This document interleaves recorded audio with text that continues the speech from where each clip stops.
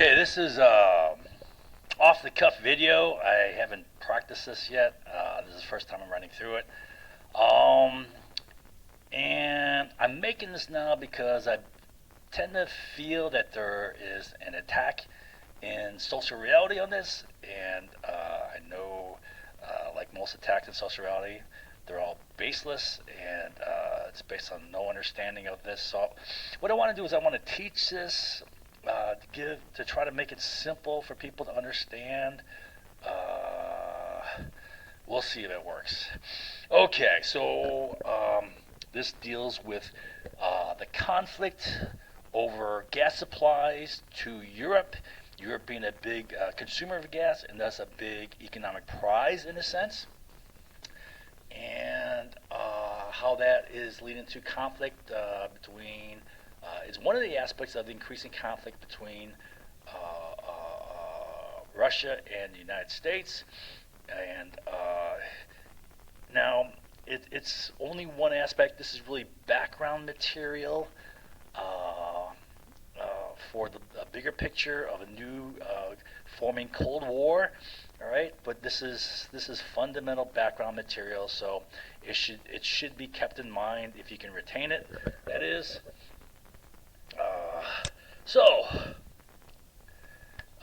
I'll just introduce you, I guess, first to a diagram of some pipelines going on. All right. Now, what I'll do first is this, I guess. Let's see here. So here's a picture of pipelines, natural gas pipelines for Europe. Right, you can see there's a high concentration located around here. This is the Netherlands, where there was a big source of gas. This is the original source of European gas. All right, I believe the fields are called the Groningen fields. All right, where a big discovery of gas, large fields. All right, then you see there's pipelines coming this way. There's pipelines coming from Russia. Many of them through Ukraine. Most of the gas runs through Ukraine. At least it used to. I'm not sure what the percentage is now. All right, and Norway's a big supplier. Here's the North Sea. That was a supplier of natural gas, right? And you have the pipelines. This is coming from Algeria, right, to Italy and to Spain. Okay, what else do I want to say? All right, so I guess I'll say this.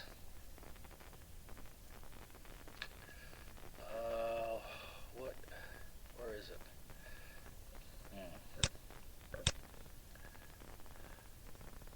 Yeah, where is it? Oh, I know where it's at. Okay, so all right, here is gas supplies of Europe 2013. This is 2010 to 2017. So we'll take a look at this. So right now, Russia is the dominant supplier of gas to Europe, right? I believe it was 39% in 2017. 39% of the gas Europe used came from Russia. Here's domestic production. You see how domestic production has fallen off, right? And liquefied natural gas is kind of boosting up again. It was larger before, it fell off, right? Reason being, I'm sure, was the price, right? As pipelines expanded, right, you have cheaper gas being provided through pipelines than from liquefied. Okay, so it shows fairly substantial Russian import of Russian gas.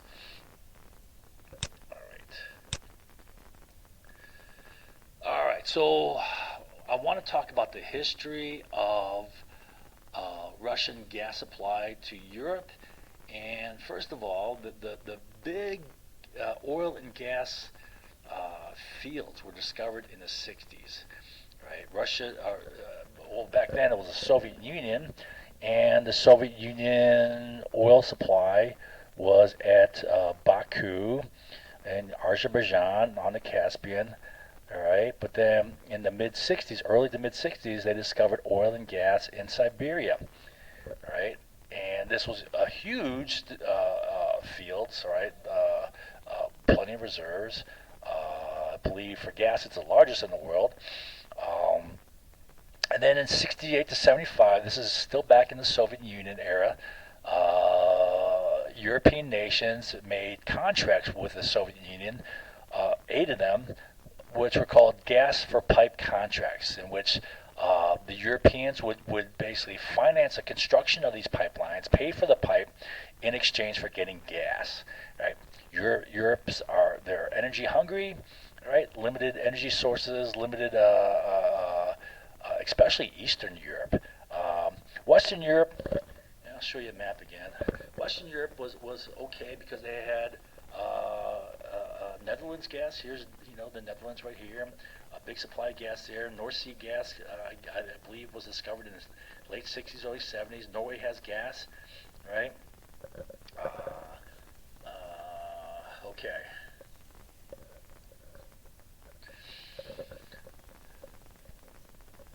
All right. Now the story about Russian or Soviet and then Russian supply of natural gas started here. Right, they signed these contracts, and then they're building this pipeline called the Uringay Pommery, whatever, Urad pipeline to Europe. And what that pipeline was this pipeline. Uringay up here, all right, and it ran southwest. Then it hit Ukraine, right, and then it went into, back then it was Czechoslovakia. Now this portion is Slovakia, right. So this is the first pipeline supplying gas to Europe, breaking into Ukraine, then Eastern Europe. Actually, Ukraine was part of the Soviet Union back then. Right. All right. Now the United States didn't like that idea. They tried to block it for geopolitical reasons. Some of the reasons were, well, it would increase the revenues for the Soviet Union, and that could, result in their, increasing their strength, their power. It could result in increased weapons production, and it could also create leverage over Europe. I mean, sure it could to some extent. It would increase greater ties between Soviet Union and Europe, and so the United States tried to block it. The Reagan administration tried to block it, right? But that effort didn't succeed, and the pipe was built, completed by 84. First gas reaching Europe in 84. All right, so Russian gas heading to Europe there. Then in 89, the big Russian company called Gazprom was founded. It's majority owned by the Russian government today. 40% who owns about 40% of the stocks. The remaining 60% shares are traded on the London, Frankfurt, and Moscow stock exchanges, and these shares have been open to foreigners since 1996. Right, so it is a public joint stock company open to foreigners since 96. Right, though it is majority owned by the Russian government. Okay, then in 91, the USSR falls, all right, and then in 94, construction begins in the Yamal-Europe pipeline. So this pipeline is already built, right, supplying the Uringay fields, and now they're building another pipeline supplying fields from Yamal. I guess the Yamal fields are up here, right. They're going to run through Belarus and then across Poland. Right, to a big consumer of this gas is Germany, who is highly industrial, needs a lot of electricity. Right, I'm sure they use it for cooking and for home heating too, as well. All right, and also part of this gas runs south, taps off here, and runs to Ukraine. Right, and this is the big gas corridor. Ukraine carried 80% of Soviet Russian gas to Europe. It carried all of it until alternative lines were built. Right? But this was a big gas corridor for them. Right? Part of it ran down here to Turkey. All right, I think that's called the West Line here. All right, all right. I can't claim to be an expert. I've only done 5 days of work. However, I do retain information very well. So I pick up stuff pretty quickly and pretty accurately. Okay, so that now that's 94. So they're building another pipeline. So Russia's got a big pipeline going through here, sending a lot of gas, making a lot of money, right? U.S. is not liking this, and then they're building another pipeline. So the U.S. is not liking that even more. And then 2 years after they started building this pipeline, in 1996, the U.S. proposes a Trans-Caspian pipeline as an alternative to Russian gas. So this pipeline was first proposed by the U.S. Do I got a better picture? Well, maybe not. This is Kazakhstan, but here's Turkmenistan. Turkmenistan kind of runs like this, roughly. Let's see if I got a better map of it. Anyways, Turkmenistan has the sixth largest gas reserves in the world. Let's see. So here's the Caspian. Here's Turkmenistan. Yeah, so it runs pretty much like I said. Runs up to the edge of Afghanistan. Borders Iran there. Here's the Caspian border. All right. All right, so they know there's big gas. U.S. knows there's big gas in Turkmenistan. All right, and in '96 they proposed a Trans-Caspian pipeline to run from here to Baku, then across somewhere. I'm not sure what they planned back then. They eventually built a pipeline called the South Caucasus Pipeline. They ran from Baku to Tbilisi, right about here, then down to Ceyhan. Now it taps into what's called the Trans-Anatolian pipeline. It runs across here, right? Comes up here. Into Greece, right through from here it becomes a Trans-Adriatic pipeline, right, which is almost complete right now, running into Italy, crossing the Adriatic Sea right there. Okay, so that's back in '96. Now, why does U.S. propose this? To counter Russian expansion. They want to develop an alternative source, right? For whatever reason, to limit dependence upon Russia, to reduce price. I'm sure. The thing about it is Russia's going to lower price to prevent the development of alternative sources, right? That's a thing to do, right? Then in 1999, so U.S. first proposed this pipeline in 1996. Then in '99, Turkmenistan, Azerbaijan, Georgia, Turkey, and the United States agree on developing a commercial pipeline to sell gas from Turkmenistan through Georgia and Azerbaijan. All right, now let's see.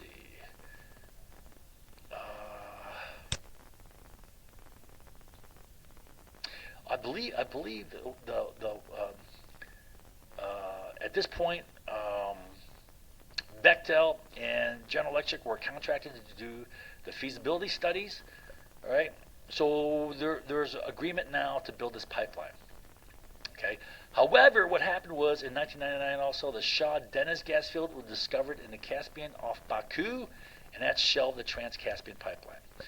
All right, so here is Baku right there. Here's Azerbaijan. The Shah Deniz field is just southeast of there, somewhere around here. Right, so they got big fields of gas here, plenty of gas here. Well, why build a pipeline? When you can tap it off right here. So that shelved this project. Right, Turkmenistan gas is less important now that they found gas here. This gas can come across, and by 2006 it will be pumped through, like I said, Baku to Tbilisi down to Ceyhan down here. Right. All right. Same with the oil. Oil would also come across here. What's that town there? Supsa or something like that. There's a town in Georgia where it runs across. Then that pipeline runs across the Black Sea. That's oil, though. There isn't a pipeline running east-west over the Black Sea yet. There's one that's been proposed called the White Stream, but that's yet to be built. All right, so that is in '99. They discovered the Shah Deniz field, big field of gas, right? Then in 2003, the Russians build the Blue Stream, begins operations, right? The Blue Stream runs right across here. Here's Russian pipelines tapping off of that Brotherhood, which is also the Urengoy coming across from that gas. And then Soyuz, there you have the Central Asia. All this can tap into here and then run down south to Turkey. Now, the Russian reason for building this, one was to increase strategic partnership between Russia and Turkey. Turkey is a big consumer of gas. They don't produce much of their own gas, right? They import most of the gas.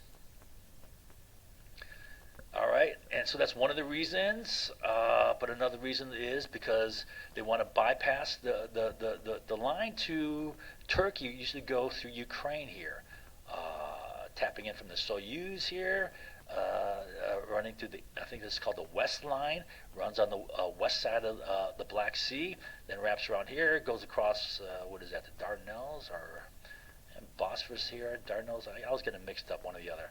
But it runs across there, and it runs into Turkey here, right? Well, they wanted to bypass this. Why? Well, a couple reasons. There was siphoning or theft of gas going on, taking out gas as it's being transited across, and they're also paying fees, so they'll save on fees and they'll save on thefts, both in Ukraine here, Moldova, Romania, Bulgaria. So what they do is, by building this, they basically bypass all these countries. A part of it runs across here, gas pipeline, across eastern Ukraine, current eastern Ukraine here, right? Okay. All right.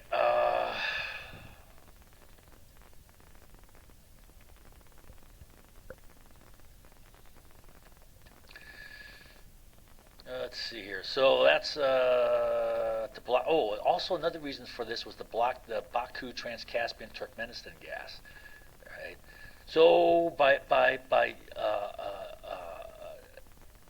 establishing supply of gas through here, that would diminish the market for gas coming out of the Shah Deniz field, right? So this is a means. They discovered the Shah Deniz field in '99. This is Russia's means of basically cutting them off at the pass, right?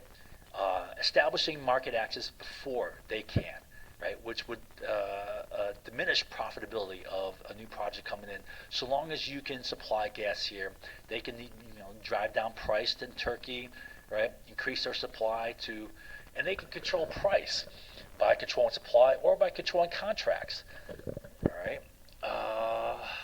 By negotiating deals, by negotiating what's essentially reciprocity treaties, right? We'll talk about that as we come up here. We'll talk about possible exclusivity contracts.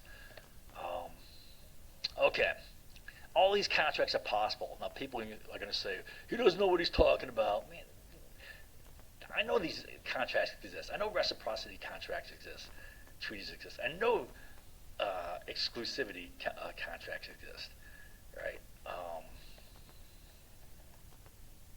Okay. All right. So, yeah, those are the three reasons for the Blue Stream, right? One is to establish strategic partnership between Russia and Turkey, so they want to do that. They want to bypass these countries, save on theft of gas, and save on fees that they're paying.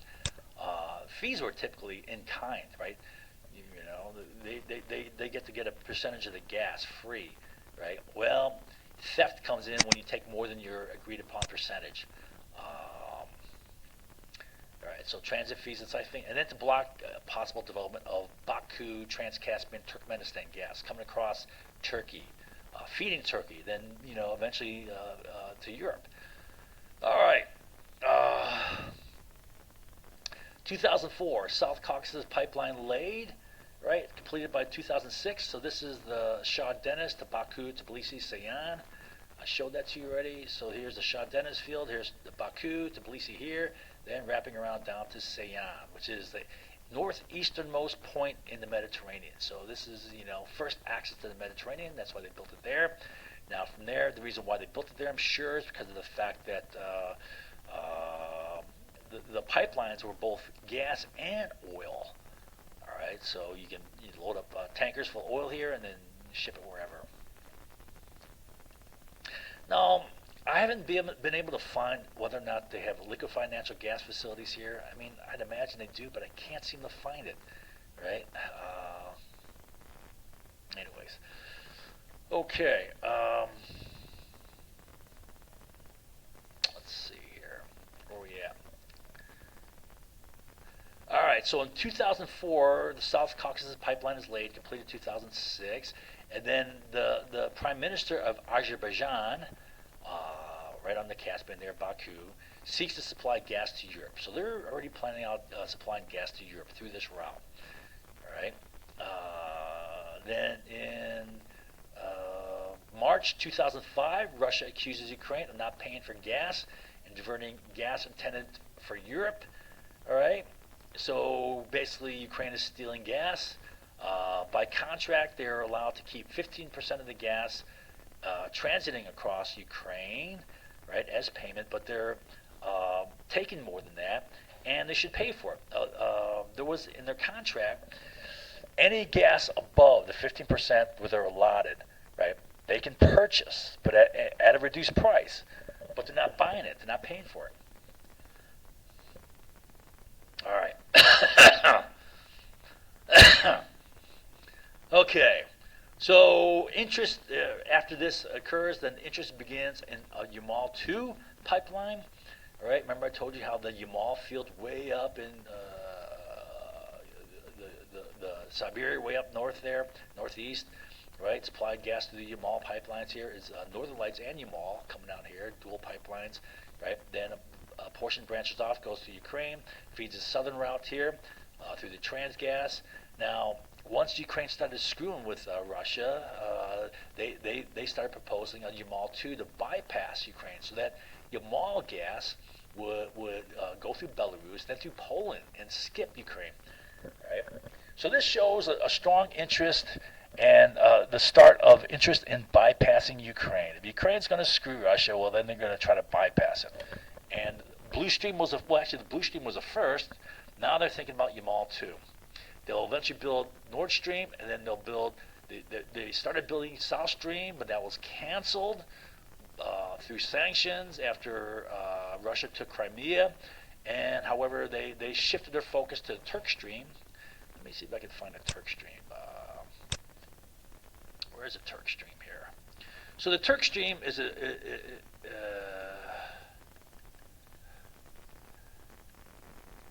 a line that exists right now. Where is it? Turk Stream. Oh, there's Turk Stream. Okay, so it runs through Russia, all right, and comes across here, and it runs into Turkey on the west side of the channel there. All right, okay. That's a Turk Stream. It is in operation already. Built pretty fast. Okay, so in response, is it, let's see here.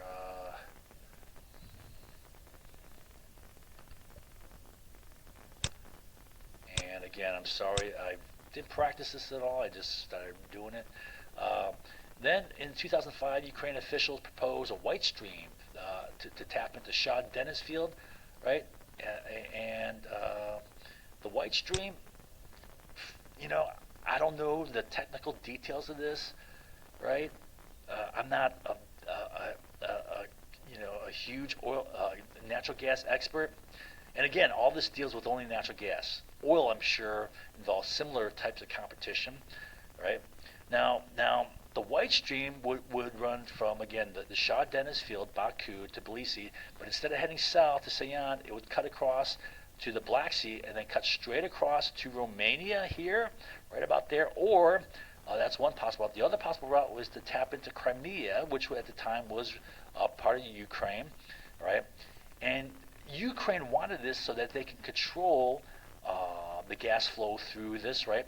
And profit off transit across their country, and also become like a distribution hub. They would resell the gas into the Baltic states, for example, who are highly dependent upon Russia, right? Largely dependent upon Russian gas, so they would provide an alternative non-Russian supply of gas to them, right? And from there also then to Romania, so they would control it either way. And this is a means of one way of looking at this. This is a means of bypassing Russian gas to get another source of gas going through Ukraine. So they make profits off of that, and that would also give them leverage over Russia. All right. So I'm sure that was in their thinking. You know, I I haven't studied all of what they said. I've only been studying this for 5 days, but I'm just, it's just logic, intelligence to know that that's what they're doing. They're trying to bypass Russia. They're trying to put leverage on Russia. They're trying to build up an alternative source of Russia to put pressure on Russia. All right. Ukraine officials proposed White Stream, right, and via Ukraine to from Ukraine onto Poland, Lithuania, and Slovakia. All right. Okay. So let's see. So tapping in here through Ukraine, this is going through all the Ukrainian pipelines. They have large pipelines through here. There's Slovakia, there's Poland, and then Lithuania is right there. Right, so they're bypassing Belarus. It looks like. All right. Now, 2006, January 2006, Russia accuses Ukraine of gas theft, diversions, right? Taking more of the gas than they're supposed to, more than 50%, and not paying for that. They cut off gas to Europe as a form of leverage. So Russia doesn't have much leverage. What can they do? Can they invade them militarily? Well, there's going to be a big backlash from that, right? They can't invade all Ukraine, that's for sure, right? That would cause too much problems for them, right? Both in the backlash from United Nations sanctions and all sorts of stuff, right? So what they did was to try to put leverage pressure on Ukraine. They cut off gas for 3 days. Well, it's like a strike, right? It's seeing who can hold their breath the longest. So Ukraine is getting hurt, but so also is Russia. Russia is losing revenues. But the bigger thing, I believe, is they threaten to lose European markets. Right? Maybe not, maybe not all at once, but here's the way I look at it, right? So if you cut off gas to Europe, 3 days, right? Now, Europe has to make energy. Their economies have to run. Their businesses have to run. Their industries have to run. Their homes have to have lighting and whatever, right? They need electricity. You cut off gas supply to them. That increases their insecurity. That increases that threatens their energy security. Now, that's bad for Russian business. Why? Because if you keep doing this, you do this again, and they did it again. They did it 2 more times, right? Trying to put pressure on Ukraine, right? That increases interest in Europe for non-Russian alternative gas sources. All right, whether it's other pipelines, expansion of pipelines coming out of the west, coming out of the Netherlands, North Sea and Norway, or developing liquefied natural gas terminals. All right, this could all threaten Russia's market access or market share. Right, so they don't like doing this, I'm sure. Right, but they have to get some sort of pressure on Ukraine, and that's the only means, short of military invasion. Okay, I suppose they could use some sort of sanctions, possibly, but then I don't know. They're trying to sell gas to Europe through Ukraine, as it is. All right, Russia, Ukraine dispute, European energy insecurity, revised interest in the Trans-Caspian pipeline. So in 2006, because of all these problems with Ukraine, there was increased interest in the Trans-Caspian pipeline again. Remember we said that United States first proposed this in 1996, and then in 1999 they signed a contract for this. They're going to develop it. They did the feasibility studies. All right, but then they discovered gas in the Shah Deniz field near Baku, so they put this on hold. Now, because of the problems Ukraine is giving Russia, and because of insecurity of gas from Russia, due to the cutoff, Russia trying to gain leverage on Ukraine here, right? That increases European interest in the Trans-Caspian again. Tap into that large Turkmenistan gas reserve, 6th largest gas reserve in the world. Turkmenistan, running kind of like this. All right, now let's see. That's 2006. Also in 2006, The South Caucasus pipeline from Baku to Sian comes on. Azerbaijan prime minister wants to supply Europe through there. That's a pipeline coming through here, running down south to Sian, right? And I'd imagine the supply would be through liquefied natural gas, although I haven't been able to find it. I can't imagine them not having liquefied natural gas there. Anyways, I haven't been able to find it, nail that down yet. Okay, so now this is what I believe to be a Russian counter to the threat of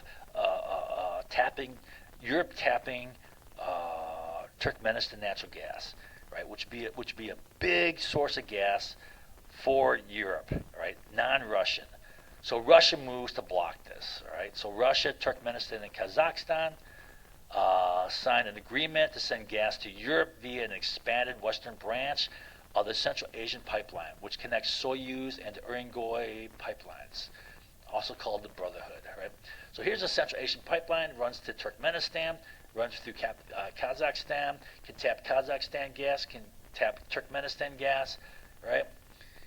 And it runs into the Brotherhood or Soyuz. They could be routed over here. And I believe there is now a pipeline that connects these two pipelines, Brotherhood to the Northern Lights Yamal. There is, I forget what it's called. But there is a pipeline that connects these two, right? All right. Okay, so now why would they do that, right? Does Russia need Turkmenistan gas or Kazakhstan gas? No, hell no. They got the biggest gas reserves in the world up here, the largest in the world, all right? They have plenty of their own gas, so why would they want to do that? They want to purchase Turkmenistan gas or Kazakhstan gas, send it through Russian pipes, right? Then resell that to Europe. So they're buying this gas, right? It's cheaper for them to buy to develop their own gas, right, and send that to Europe, right? But they're buying this. Now, why are they doing this? They're trying to corner this market.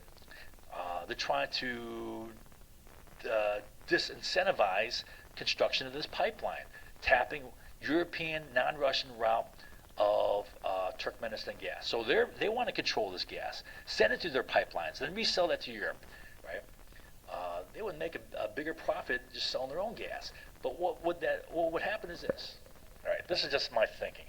All right, what they can do is they can I guess they can vary the amount of Turkmenistan or Kazakhstan gas that they purchase. Right. So if the threat increases, just having that potential here, just having the pipelines existing already creates a threat. They can increase purchasing of Turkmenistan gas, driving up price. Now, if you drive up price, right, you cut into the margins of any profitability of this pipeline over here, right? And furthermore, they have to develop that pipeline. They have to eat up the cost of developing that pipeline, right? And then make a profit. Well, this is called market power. This is called monopsony power, power of a buyer. Right? All right. So that's one way. All right. Now, I'm not an economist. I'm not a gas expert, but this is just common sense. I know people are going to attack, oh, that's crap. Right? Come on, it's common sense. It's not that hard to understand. All right. Okay, so now another way they could possibly control it, right? For example, one of the ways Ukraine was screwed Russia, they screwed Russia, I think in 2009, by not purchasing the agreed upon volume of gas. So they agreed upon purchasing a certain volume of gas, and they underbought gas, right? Now, why would Ukraine agree to buy a certain amount of gas, make a promise? Probably, no doubt, because they got a price guarantee. They got a low price guarantee. So they're buying gas at a low price. Then they break the promise to buy sufficient gas, right, at a price which is low because of the promise to buy gas, right? So there's contracts to purchase specific quantities of gas, right? So let's say Russia makes a deal with either of these countries. We guarantee we're going to make steady purchase of this amount of gas So long as you sign with us an exclusivity clause or contract, right? You don't sell gas to anyone else. We guarantee a constant purchase, a constant market, a constant demand for your gas. You're going to make constant, reliable, consistent, predictable revenues from this. Based of course on market fluctuation of price, right? But the volume of purchase is gonna be, or even they can even negotiate a set price, right, to get these contracts. This is all possible, right? Stuff that's easily done. All right, so that makes sense. Why else would they buy all? Why would they expand pipeline to get Turkmenistan gas, Kazakhstan gas when they have so much gas of their own at a time when there's threat of non-Russian access to the Turkmenistan gas? They're trying to cut them off at the pass, right? Same thing, all right? I know people who, like, that's crazy. They're gonna flail their arms and just, and pass it in social reality. That's garbage. Come on, it's common sense. All right. Now this is a Russian move to counter. Russian move to counter.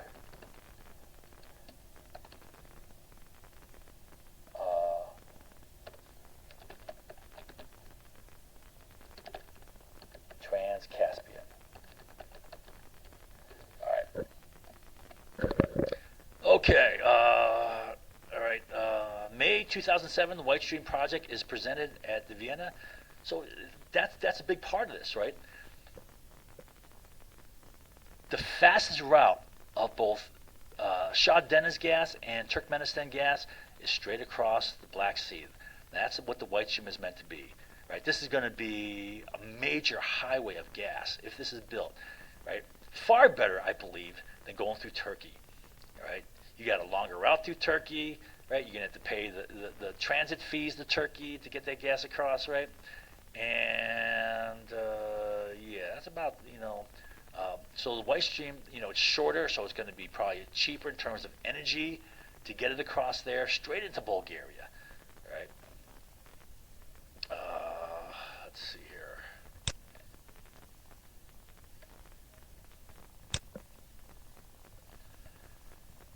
All right. Then in October 2007, the White Stream project is presented at the summit level energy security conference in Vilnius. Right. Then also in October 2007, Russia-Ukraine dispute rekindles over high unpaid Ukrainian debt. So Ukraine is not paying for its gas, right? And they have debt building up, resulting in reduced gas supplies. So they reduce gas again. They cut gas. Russia tries to use leverage, cut gas to Europe. I believe this was 3 days also. All right. Of course, Europe's going to scream, and Europe's got insecurity. Europe's going to look for alternative sources of energy. Right. This is bad business for Russia. Right. But they got to do it. They need some sort of leverage on Ukraine. Ukraine's being, Ukraine is a crappy economy. They're a bankrupt economy. They're a corrupt government. European Commission proposes the Southern Gas Corridor. So this is now another alternative. So you got the White Stream. Now you got the Southern Gas Corridor. So this is all threat to Russia. Let me just do this. Let me go for.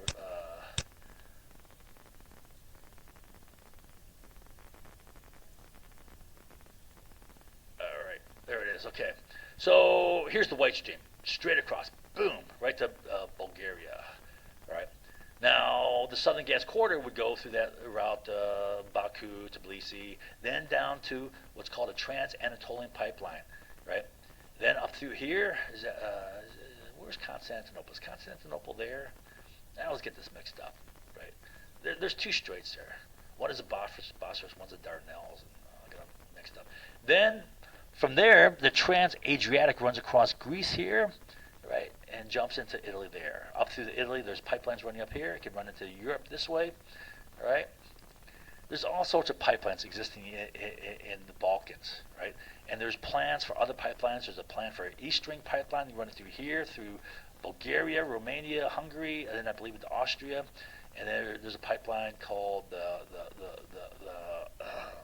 Tesla pipeline that runs from Bulgaria to Serbia. I'm not sure what it goes to. I think Hungary to Austria, or it goes through here. Anyways, there's like an east one and a western one that being planned. Okay. Oh wait, let me keep this. All right, so now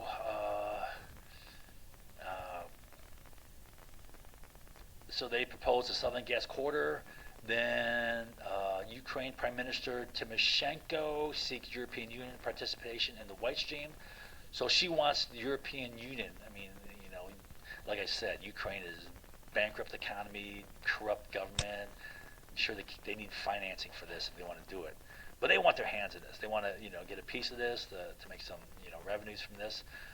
So they want to be part of this project or the lead in this project. Again, part of this is to get leverage over Russia. Then what happens is this, right? So there's all this interest now. There's two potential routes for non-Russian gas coming out of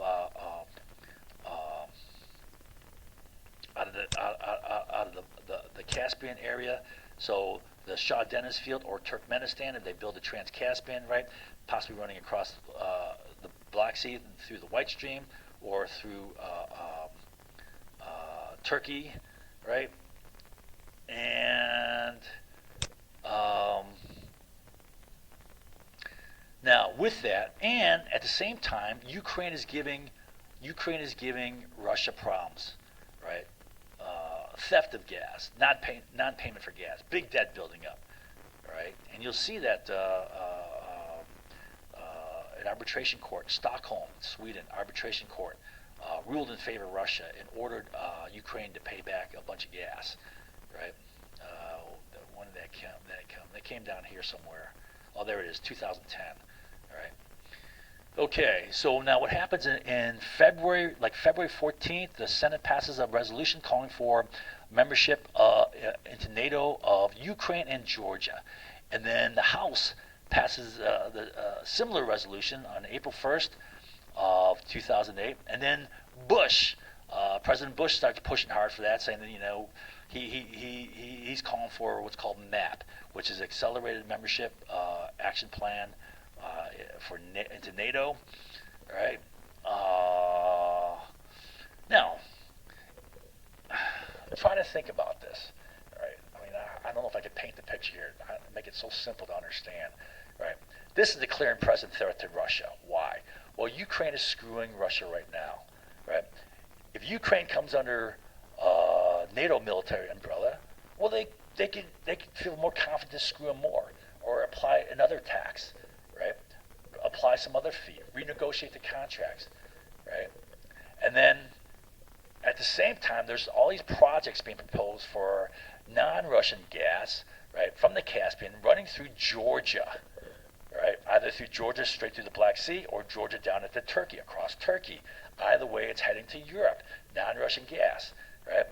So in my mind, right, people are going to say, well, you're just saying, well, come on, why would they pin those two countries together, Ukraine and Georgia, right? There's no accident they picked those two countries together. That's meant to be a key threat to Russia. That's a key strategic threat to Russia. I don't know if I can explain that so people can understand it, right? That is a clear and present threat to Russia. All right, so what does Putin do? I'm just going to talk through this. I'm going to give you a much more detailed explanation later. This is just a general background on the gas situation. I'm going to get more detail of what all the political dynamics going on, the actions taken. But basically what happened is this. So April 1st, they make this. April 16th, 2 weeks later, Putin makes formal ties with South Ossetia. Now, I'll try to explain it to you. So South Ossetia is a province right about there, like a little bubble in northern Georgia on the border with Russia. And Abkhazia is over here. Both of these want to join Russia. They want to break away, right? So on April 16th, Putin makes formal ties with South Ossetia, right? Now, you don't make formal ties with a province within a country, right? It's like Russia making a treaty with Ohio. Well, that doesn't happen, right? So what Putin is doing is he's declaring his recognition of South Ossetia independence, right? You make a treaty with them. You make formal ties with them. You're recognizing their independence, right? And then he starts building military forces. It took him a long time. It took him till August to get his forces prepared along the South Ossetia border. And then in August 1st, South Ossetia makes an independence move, right? They declare independence, right? Well, Georgia can't sit by and let them say, okay, see you later, you guys can go, right? Abkhazia's going next, and who knows what else, right? So they got to put a halt to this. So they send troops. Georgia sends troops into South Ossetia. Well, then Putin uses that as his pretext, right, to invade, and he invades Georgia across the border. It took him a long time to build up his forces, right? And he's there for about 11 days, and in this time he gets Georgia to agree not to join NATO. Then he pulls back the majority of his forces, right? Now, the way it was portrayed back then, it was like this shocking, act of Russian aggression, right? It is totally a defensive move, right? What are they defending? They're defending their gas supplies to Ukraine, right? If you secure the non-Russian route, and if you secure Ukraine route under NATO military protection, well, you can screw Ukraine, right? And that's their key route. 80% of the gas runs through Ukraine. All right. So now he pulls out 11 days later, right? And I ask people, is that offensive and defensive? A lot of people go, oh, it's offensive. Well, come on. If it were offensive, he would take the pipelines, right? He controlled the pipelines. He wouldn't back out. It was totally defensive. He got guarantees from Georgia not to join NATO. Then he pulls out, right? That was totally defensive. All right. So that was what happened. There's some insecurity with Russia about Ukraine joining NATO. There's insecurity overall about NATO expansion. NATO's right on the border of Russia. I mean, Russia's being pushed back, right? I can't show you all this now, but Russia's not expanding, right? They're contracting, and they're trying to hang on. Russian states, Estonia, Latvia, Lithuania are all part of NATO now, right? NATO's pressing up to the border. Only Belarus and Ukraine are not part of NATO. Everything else right on the border is NATO. All throughout the South East Europe, right? Romania, Bulgaria, all those are part of NATO. The old Warsaw Pact is all part of NATO now. Poland, okay. Only Austria is not part of NATO. All right. Okay. Where are we at here? So, yeah, let's see. All right. So, Putin pulls his Suez Canal maneuver. I'll explain this later. I can't get into details here. It's going to seem sketchy now, but I'll make it all clear later. European Commission identifies the White Stream as a project of common interest and a priority project, so they're really interested in this White Stream. White Stream, I believe, would be a big boon for non-Russian gas, right? And I'm not sure, no. European Commission announces commitment to cooperate with Turkey on developing the Southern Gas Corridor, so they're looking at both routes. They're pushing the White Stream, they're pushing, the Southern Gas Corridor. This is all threat to Russian gas. August 8th, Russia invades Georgia and obtains guarantees not to join NATO, then withdraws the bulk of its forces in 11 days. Right? And in 2008, Russia-Ukraine dispute flares again over large and growing Ukraine debt for unpaid gas bills. Then in January of 2009, Russia cuts off gas to Ukraine, so this is the third time. Threatens European energy security. It's bad for Russian business. by increasing interest in alternative gas sources. So, this is not good. This is not good all around. It's not good for Europe. It's not good for Russia, right? It's not good for Ukraine. And it's especially not good for Russia because it threatens loss of markets, right? They may look for other sources. They can't guarantee gas supplies, And it's not just other alternative sources of gas. It's alternative energies, different energies, right? From renewable energies to coal to nuclear to whatever to hydroelectric. All right, so in October 2009, Russia-Ukraine conflict flares again, with Ukraine announcement that it will import less gas in 2010 than the contracted amount. All right, now, there's a reason why they Ukraine did this. Because they got some sort of benefit by ensuring they're going to import a certain amount of gas. They got an adjusted price. All right, Stockholm Court of Arbitration ruled that Ukraine must return 12.1 billion cubic feet of gas, right, to Russia. Right, so they're taking gas and not paying for it. Nord Stream 1 begins operations intended to bypass Ukraine and transit the nation. So, all right. So, let's take a look at the bypasses so far. So Ukraine's giving Russia problems to get the Blue Stream, right? They're talking about the Yamal. Then they go for the Nord Stream 1. Right? Now, Nord Stream 1 would bypass Belarus, Poland, right, to get to Germany, so they would save fees there. But, big part is bypassing Ukraine here, right? Then they would have the Turk Stream. They started building the South Stream, but this was canceled. I'm not sure how far they got along in construction. They got 2 years of construction before it was canceled. They began construction in 2012, so I'm willing to bet that a lot of this was largely developed, but it was canceled.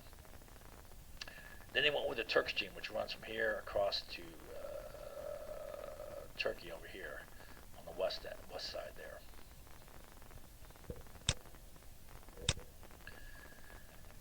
All right, let's see where we're at here.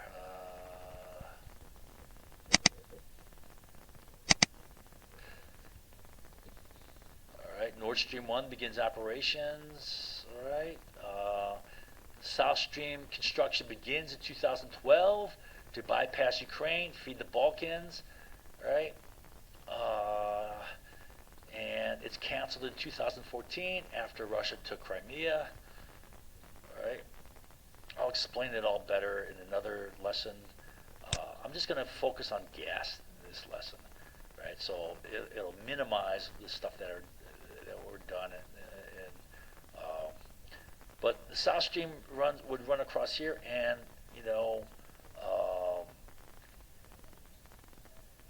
if I'm thinking strategically, right, I'm building the South Stream, right? 1, to bypass Ukraine, right? 2, to cut off the White Stream, to beat them to the punch, right?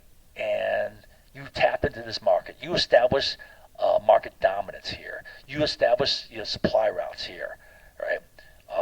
And you can control price, right? If you wanted to discourage White Stream, you increase the flow, supply here, right? Increasing supply is going to drive down price.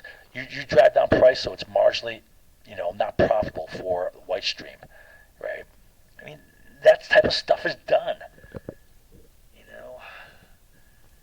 This is not rocket science. It's pretty simple. I bet you people are going to say, "Oh, it's crap. He's crazy. He doesn't know what he's talking about." Yeah, what are you going to do? All right. No, who doesn't know what they're talking about? All right. So South Stream. Okay. Now, in September 2012, Turkey announced its plans to purchase Turkmenistan gas via the Trans-Caspian. right? So that this is renewed interest in a Trans-Caspian pipeline. Again, Turkey is a large consumer of gas, right? They don't have much gas reserves themselves. They provide only a small percentage. I think it's like right around 10% or less than 10% of their own gas, right? Their big suppliers are actually the Middle East. I think their largest source is the Middle East. Um, all right. 214. So then in February 2014, the Ukraine Revolution occurs, right?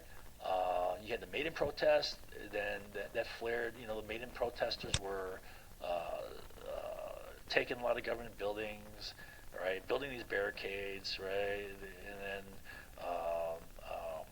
things got out of hand. There's sniper shootings. I don't know all that, what's about, what caused that, but some snipers are shooting, and they killed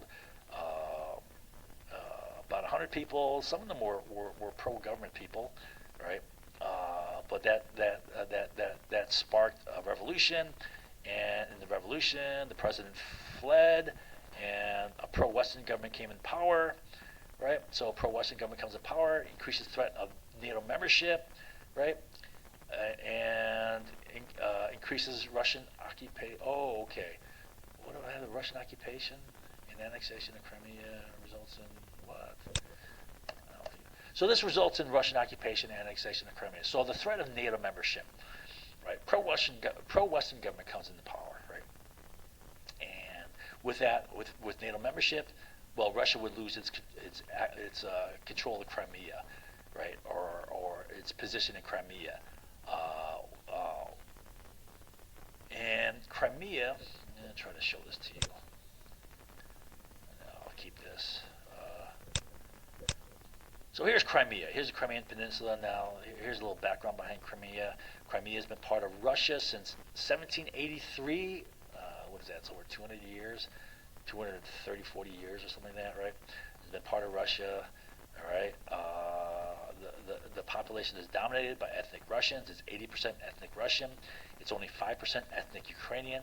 The remaining 15% are Tartar, which are some sort of related remnant of like the Mongols coming across. Anyway, so it's dominated by Russians, right? So this is the most strategic position in the Black Sea, all right? It's one of only, and the Black Sea is one of only 3 Russian routes, Western routes to sea routes. One is the Black Sea, one's coming out of St. Petersburg up here, and one is coming out of Murmansk up here, right? So this is critical to them. This is strategic, and the Crimea dominates the Black Sea. It's the most strategic point in the Black Sea. It dominates the center, right? And this is where Russia, of course, because it's the most strategic point, has all its military resources. The key one is the naval base called Sevastopol, which is right about there. It's got about 8 or 9 air bases. It's got missile bases. It's got marine bases. It's got all sorts of assets here. Its military assets are concentrated in Crimea. Ukraine joins NATO. Russia will probably lose that, right? I mean, I don't see how NATO and non-NATO is going to exist there militarily, right? They would lose that. So what Putin does, Putin's saying, oh crap, right? I'm going to lose Crimea. So he sends in troops, all right? And because he sends in troops, he forces a referendum. Now, Putin's trying to say that, oh, well, it was a popular vote. It was free and fair elections. Well, sure, it was free and fair elections. And sure, he knew it was a shoo-in. With 80% of the population being ethnic Russian, he knows it's a done deal to get votes to join Russia, which they did, right?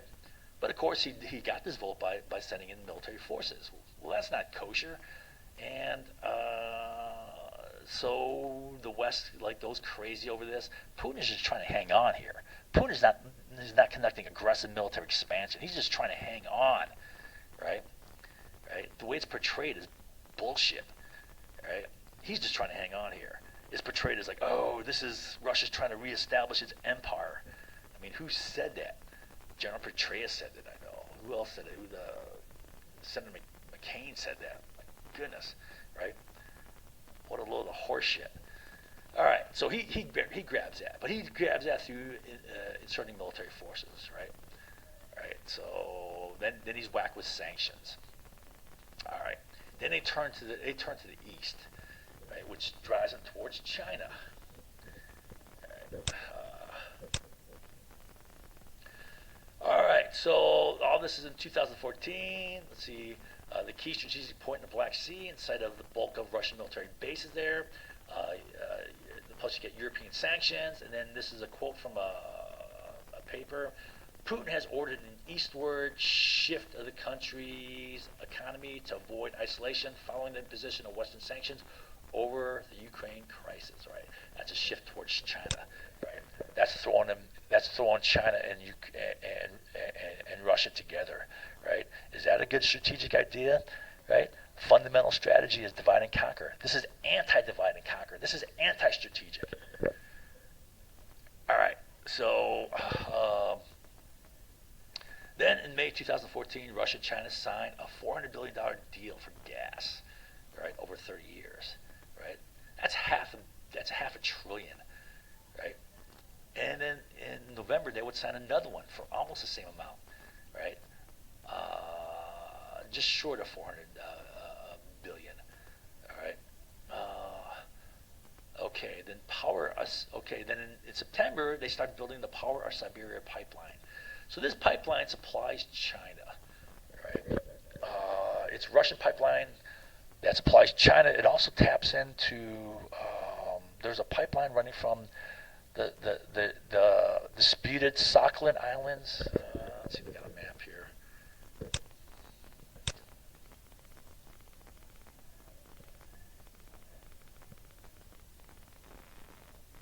I don't think I got a map here. Well, it's islands. There are islands in the Pacific, and there's gas fields there, and Russia has a gas pipeline that runs down to Vladivostok, right? And then they have liquid natural gas facilities there, right? And they're going to ship it to Japan. So it's meant to supply both. The gas there is meant to supply both China and Japan, right? So Russia's turning towards the east, all right?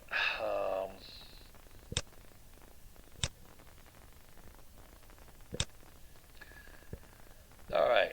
And then the Trans-Anatolian pipeline construction begins. Remember, this is the Southern Gas Corridor to link. It's meant eventually to link the Shah Deniz field off of Baku to Italy, and also up the Balkans. And then in February 2016, U.S. begins exporting liquefied natural gas. Right, the volume increases rapidly. So the volume of U.S. exports of liquefied natural gas is dependent upon a couple things. Right, it's dependent upon pipelines to the compressor facilities. Right, I don't know where they're at. They're probably in Texas or Louisiana or someplace around there, right? And also tankers, right? And so they're, as we're ramping up the facilities and ramping up the tankers, the volume has increased. And in just 2019 alone, the volume of exports is expected to double in just 1 year. Right? So the infrastructure is being built up rapidly, and our exports are increasing. As you build up export volume, and you improve basically all the production process, prices will go down, making U.S. gas more competitive, right? Right now, the biggest sources of U.S. gas is Asian market, China, Japan. Who else is buying U.S. gas here? I think Spain is buying some. I have it somewhere. Where do I have that? Oh, I know. I guess I'll find it.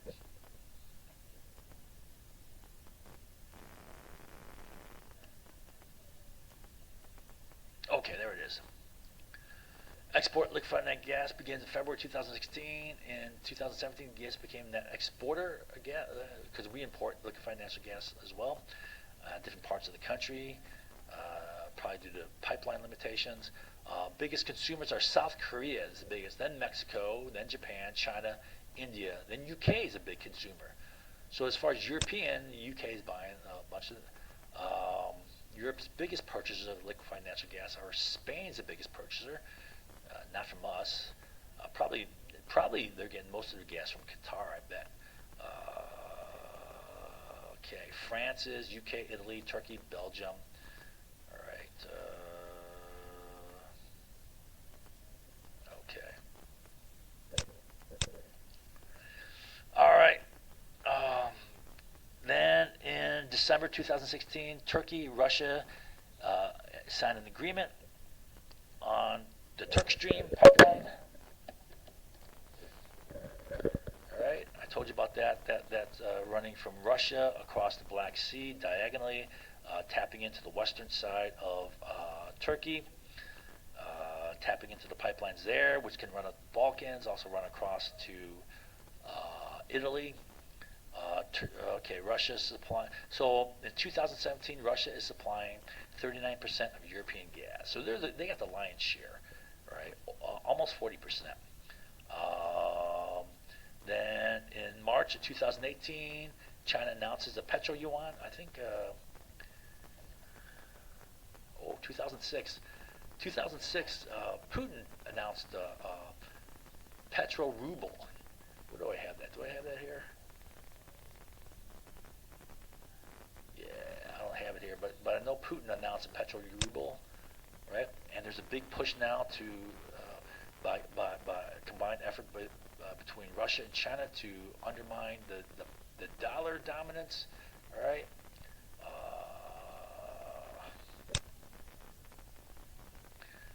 Okay. Then the Trans-Anatolian pipeline is connected to the Trans-Adriatic. So they're building the Trans-Adriatic now to jump across the Adriatic Sea to Italy, right?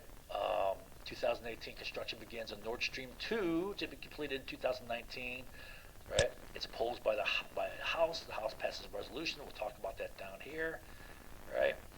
So here's the Nord Stream 1, Nord Stream 2, right? Would come from, I believe, down from here, right? But tapping in, running parallel with the Nord Stream 1, right? Increasing the volume. That's bypassing these countries, bypassing Ukraine for one thing, right? Ukraine's been giving them problems. All right. Then in 2018, the Brua pipeline construction begins to send Black Sea and Caspian gas. Caspian gas. What? Why do I have that? Wait, that doesn't make sense. Unless I got this somewhere. All right. If they build the White Stream, it'd be Caspian gas. All right. So let's take a look at Brua. Let's see if I have Brua pipeline here. I would see it right quickly. There it is. That's Brua. All right. So here's the Brua pipeline. There is. Wait a minute. That's Romania. Yeah, we're to Romania, Hungary, then Austria over here. There's Slovakia. All right. So also runs through Bulgaria. That's right. Runs down here. Yeah. So this is part of the Brua pipeline. Oh, it is Caspian gas. Right. This is the gas coming across the Trans-Anatolian, so that's right. All right, so the idea is it's getting gas here. There were discovered gas fields off of Austria here in the Black Sea, so it will tap into this gas, and it'll take the gas coming from here, all right, sending it over here. All right, so it is Caspian gas, that's right. Oh, U.S. companies involved in this. ExxonMobil, Carlyle. Carlyle is a big investment firm, U.S. investment firm. All right, so that's Brua. That would compete with the South Stream and the White Stream. So the White Stream was planning on coming across here. I still think that would be the best shot, straight across, boom, right there. Right, you avoid all this. All right, it's shorter distance, and you avoid the transit feeds across Turkey.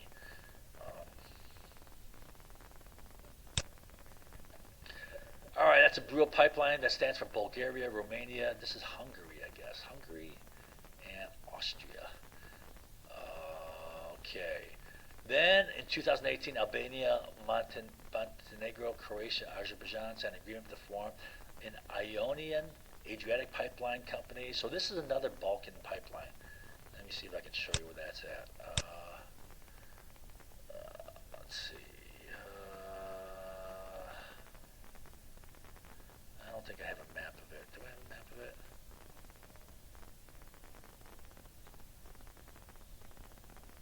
No. Well, I'll just show you where it's at. So this is the Balkans here, and it would come up here. There's Montenegro, there's Albania, right? So it would come up the west. It would come up on the west coast or the east side of the Adriatic, right here. Ionian. I guess this is the Ionian Peninsula, so that's why they call it that. Let's see.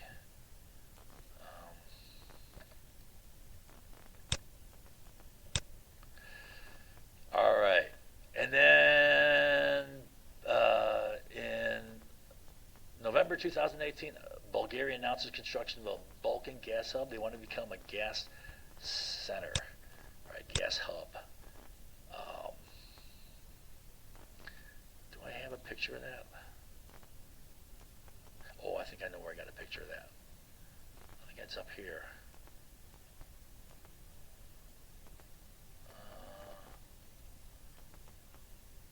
Maybe not.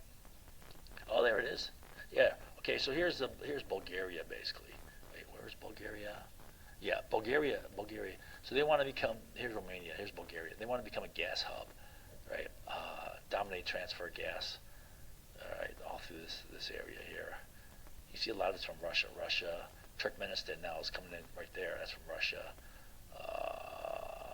Russia's flooding this market. Um,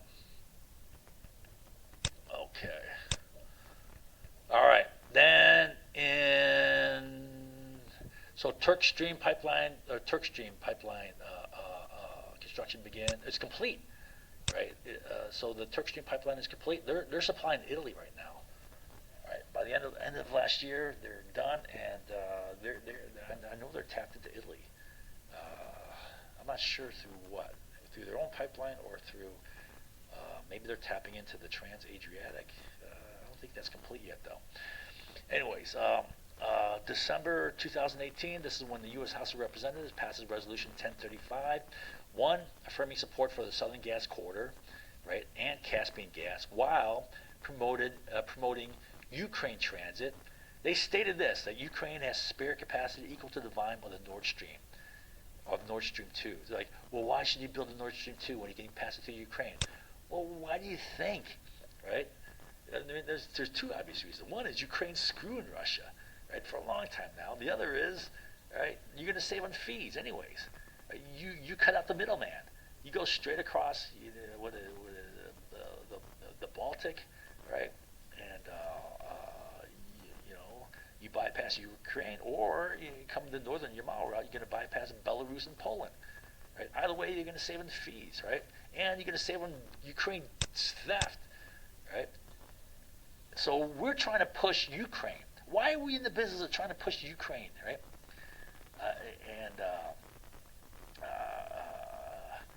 Anyways, and then we called for European nations to reject the Nord Stream 2, right? And then we threatened sanctions, citing Russia as an adversary. There's a adversary. What is it called? Countering America's Adversaries Through Sanctions Act. Yeah, right. So they pulled this out. They pulled this out of their pocket, waved this at them. Said, okay.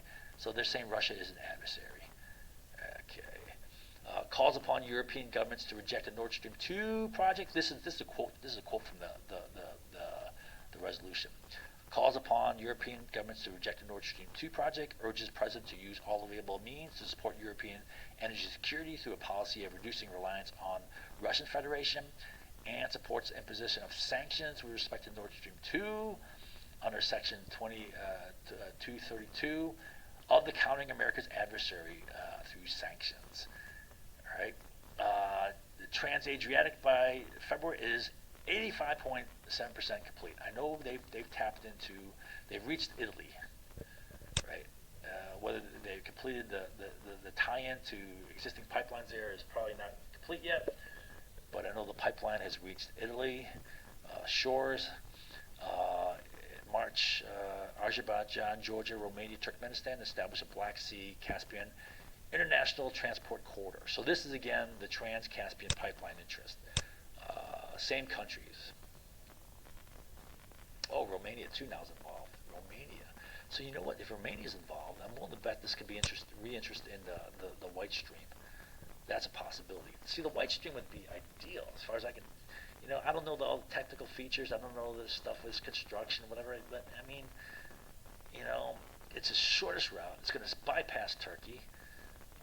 Straight shot, straight to Romania. So, all right. So what I want to do is this. I did this yesterday. I blew this out. A quick analysis right off the top of my head, right? And I believe this is being attacked. Attacked by what? By people who are just like flailing their arms, going crazy. This crap. They don't know anything about this, right? I'm not saying I'm a I never studied economics formally. I can say that, right? But I don't want to sound like I'm bragging, but I'm pretty smart. I figure stuff out. And again, I just blew this off the top of my head yesterday, but let's see what I wrote. Right. So energy supply to Europe is as much geopolitics as it is economics. Now I told you that here from the get-go. Right. We're trying to block Russian or Soviet supply of gas to Europe. Well, I'm sure the Europeans didn't like that, right? They need their gas, they need their energy, right? They need a cheap source of energy, right? So Europeans are probably pissed about that, but we want to block that because Cold War stuff, right? So U.S. concerns here, right? They're concerned about Russian, well, it's Soviet at the time back in '82, right? They fell in '91, but they're concerned with Soviet or Russian ties with Europe, right? Maybe some sort of leverage over Europe, right? This is questionable whether or not supplying gas can create leverage over Europe. It depends upon pricing of alternatives, right? Availability of alternatives. Something that is obvious is increased revenues can result in increased arms spending, right, which could be a security threat to us. U.S. companies' competition for profits, market share, right? So U.S. companies want to get a hand in this, especially liquefied natural gas, right?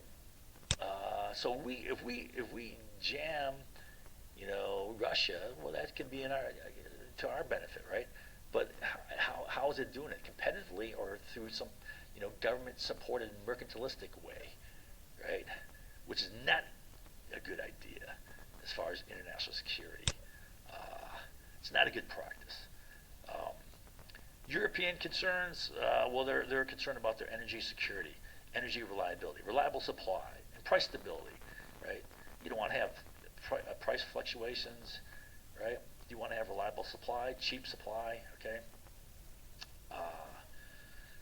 Russian market dominance, right? They're worried about that. Well, Russia right now is supplying 39% of their natural gas, right? So there is dominance, but again, even though they're the dominant supplier, there's limitations.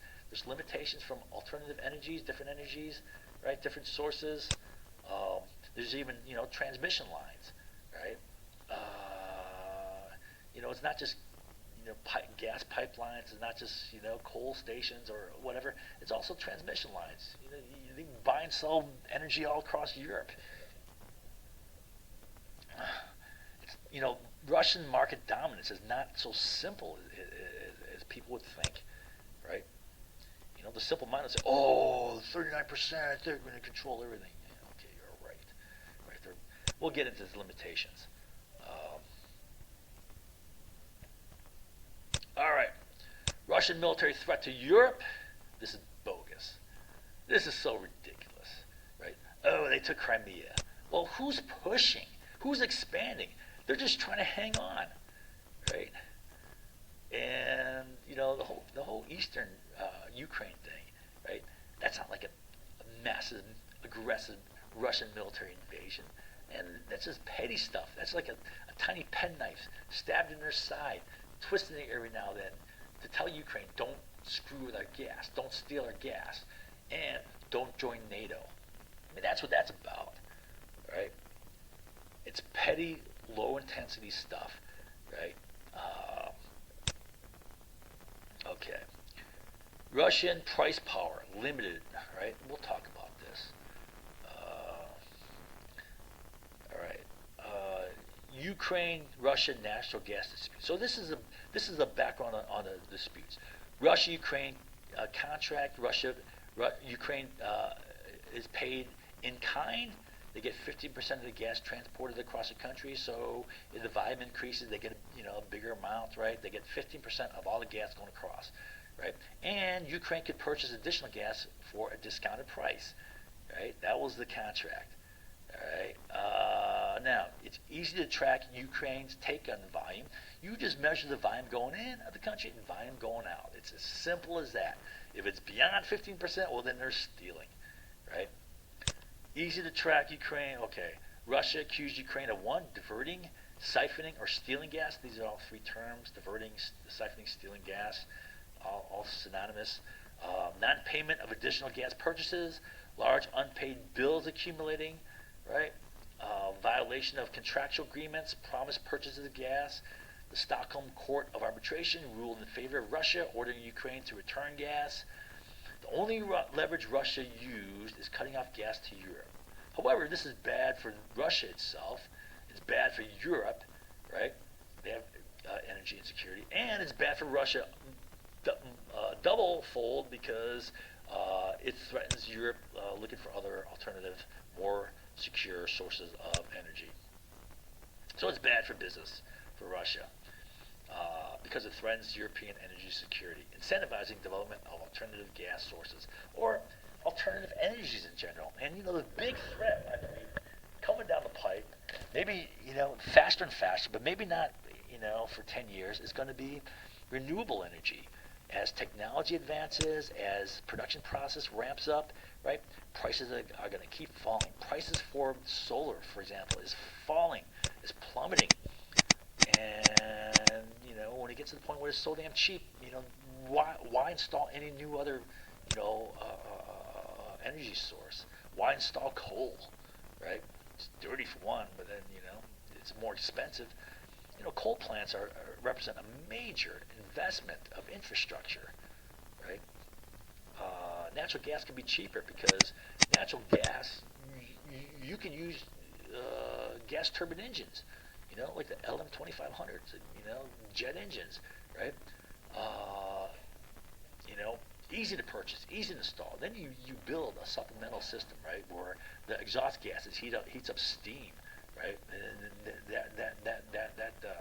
And that costs maybe a little bit more, right? And that heats up a boiler, it gives off steam. Then you have steam turbines, right? But you're maximizing use of energy that way. Okay, so that's a problem Ukraine's giving Russia, and then Russia's been trying to bypass Ukraine. This is all the efforts. Twofold purpose. One is to avoid theft and non-payment. Yeah, that's happening. And the other is to avoid paying transit fees. Well, they're looking at, they're maximizing their profits. Well, duh, everyone does that, right? They can avoid transit fees, fine. All right. In 2003, Blue Stream, they built the Blue Stream to bypass Ukraine, Moldova, Romania, and Bulgaria, and also to avoid non-payment theft. In 2005, with Ukraine diversion of gas, Russia considers Yamal 2 bypass, although this has not come to fruition, but it was an obvious counter to bypass Ukraine, cutting across cutting across Bulgaria there? Was it Bulgaria or Poland? I think it's Poland actually. Yamal 2, yeah, Poland. Okay, 2011, Nord Stream 1 begins operations, bypassing Ukraine, but also Belarus and Poland. You don't pay fees here. You don't have gas stolen from Ukraine. 2012, construction begins in the South Stream to bypass Ukraine. I believe this was also to preempt, to beat the White Stream to the punch, right? You get your facilities in there. You get your gas pipeline in there. You get your distribution market in there, right? You get your market access and control. Beat them to the punch. And you have the ability to then influence price by pumping in your gas and then cutting into the margins of any possible white stream profitability. All right, but this is canceled due to European sanctions over Russia's annexation of Crimea. 2018, Turk Stream pipeline completed to bypass Ukraine as well. Right, this ties into the trans. Oh, damn it! Hold on, I gotta. Something's in the air. Okay, the air's cleared mostly. It's still a little bit in the air, but it's not bad. All right. Okay, where are we at? So Ukraine is screwing Russia, right? Multiple ways here. Russia doesn't have much leverage on them other than to cut off supplies of gas through Ukraine, but that's bad business for Russia. So they want to bypass Ukraine, and they did the Blue Stream in 2003, right? They're thinking about the Yamal 2005. You got the Nord Stream 1 going in 2011. Then they started building the South Stream in 2012 to bypass Ukraine. Well, they also had the Blue Stream. Where's the Blue Stream? I forgot. Blue Stream. Oh, Blue Stream's up there already. And then once this was canceled in 2014 due to them taking Crimea, they built the Turk Stream, and it's up and running in 2018, bypassing Ukraine. All right. And a lot of this also was to block the Trans-Caspian gas, right? So then they're currently building the Nord Stream 2. It should be completed by this year.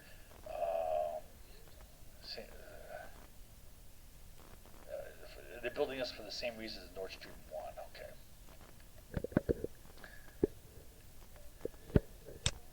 All right. Now, U.S. efforts to block Soviet Union or Russian gas and or to promote alternatives. All right, so let's take a look at what the U.S. is doing to obstruct Russia. All right, in 1982, the Reagan administration tries to block the Urengoy-Pomer pipeline. This is the one that runs through Ukraine. Coming from the Urengoy fields in Siberia, down through Ukraine, across to Slovakia. Back then it was Czechoslovakia. All right, then to Europe. Then in '96, Russian gas to Europe was both large and increasing, and then the U.S. proposed the Trans-Caspian. So they had the Urengoy pipeline already, and they're building the Yamal, and I'm not sure when the Soyuz is built, right? These are all additional pipelines to Europe, Russian pipelines to Europe. So they're ramping up here, and we propose the Trans-Caspian as an alternative, right? And then action was taken, agreements were made, signed between Turkmenistan, Azerbaijan, Georgia, Turkey, and the U.S. For Trans-Caspian pipeline, with U.S. companies GE and Bechtel conducting the feasibility study. Remember I said that? Right, this is where I have that. So GE and Bechtel conducted the feasibility studies. The U.S. has been meddling with Ukraine politics at least as far back as the 2004 Orange Revolution. I gotta study more on this revolution and who came into power after this, right? And one thing I want to look at is how did this affect this revolution and who came to power? How did this affect their, screwing of gas, right? So one of the ways we were screwing it was we had pro-democracy NGOs over there, and at a certain point we spent $5 billion, according to Assistant Secretary of State for the Near East. Near East is like Eastern Europe and Russia.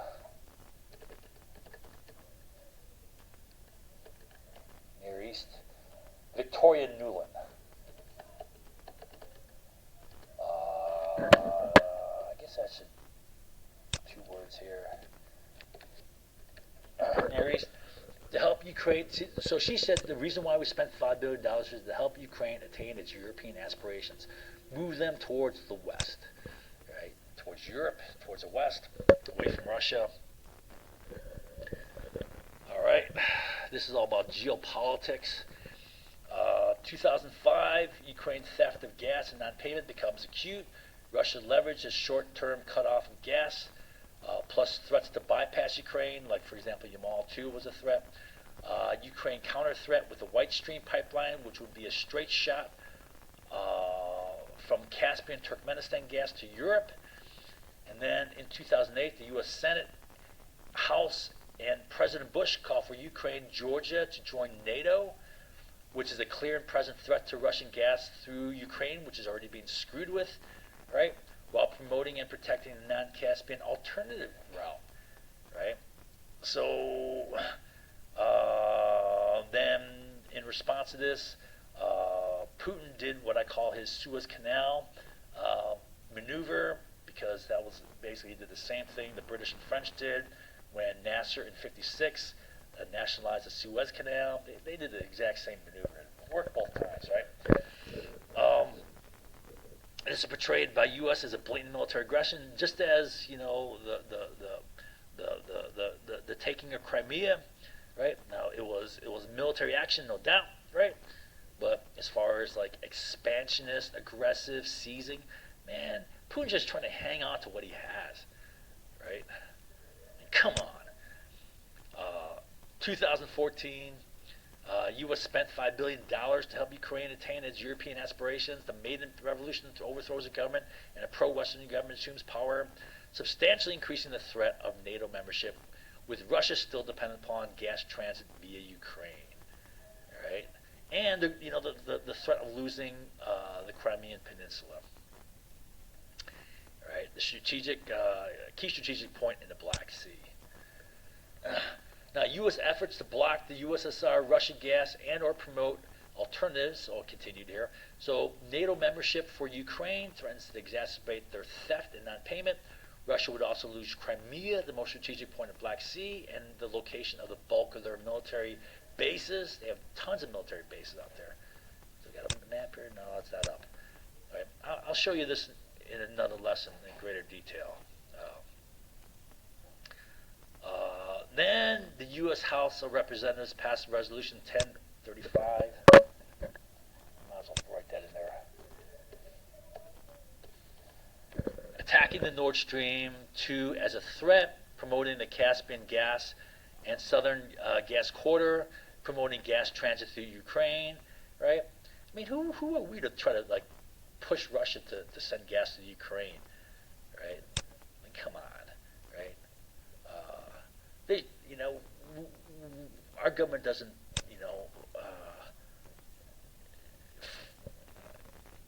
try to force business decisions upon our corporations. What the hell?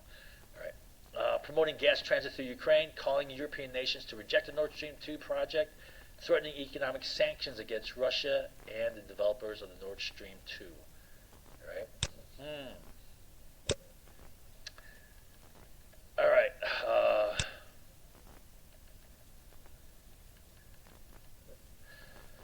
Okay, Russian maneuvers to undermine alternatives.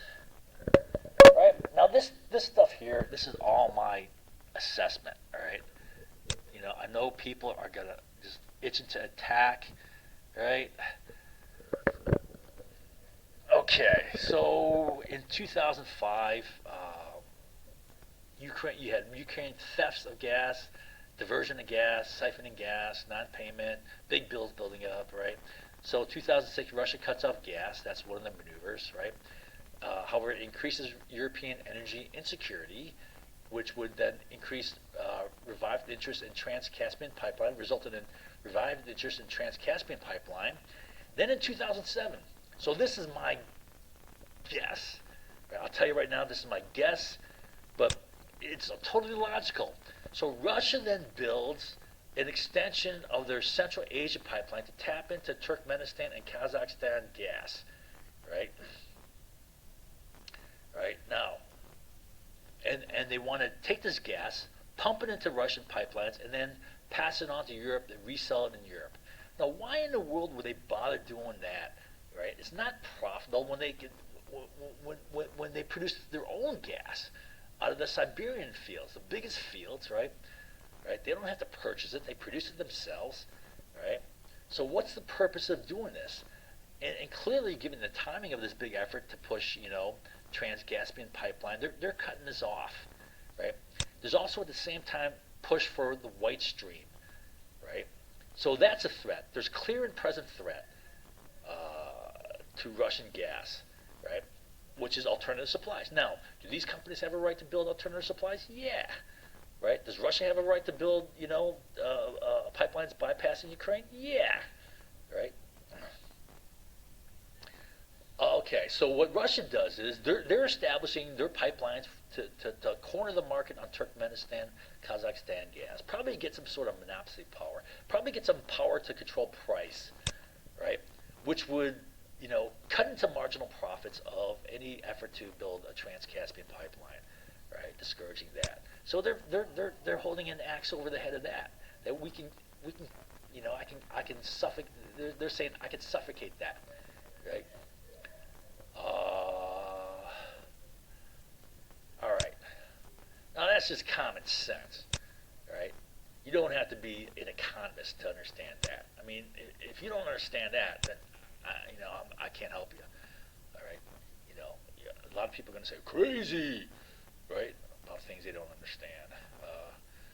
All right. So Central Asia Center Pipeline with Yamal, then Nord Stream.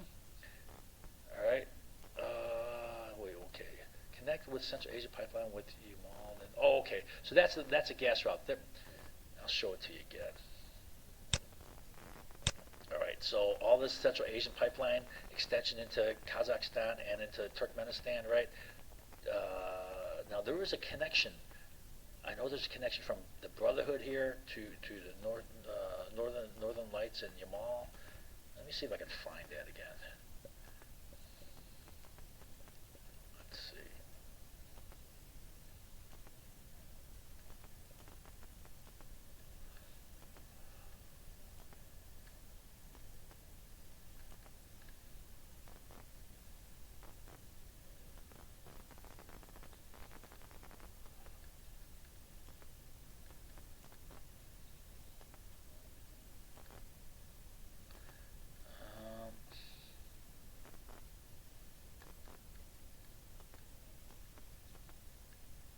Maybe I'm imagining that. What the heck?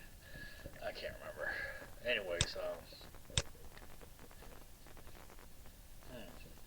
thought there was one. All right. So to discourage the Trans-Caspian Initiative, Russia could. This is just my conjecture here. I'm thinking how it could be done. I mean, again, this is like obvious. They could negotiate a deal with exclusivity clause to control Turkmen and Kazakhstan gas flow. All right. What would they offer in exchange? How about secured, guaranteed purchases and volume at guaranteed prices, right? Steady guaranteed prices. That could be something, right? You can make any sort of deal, right?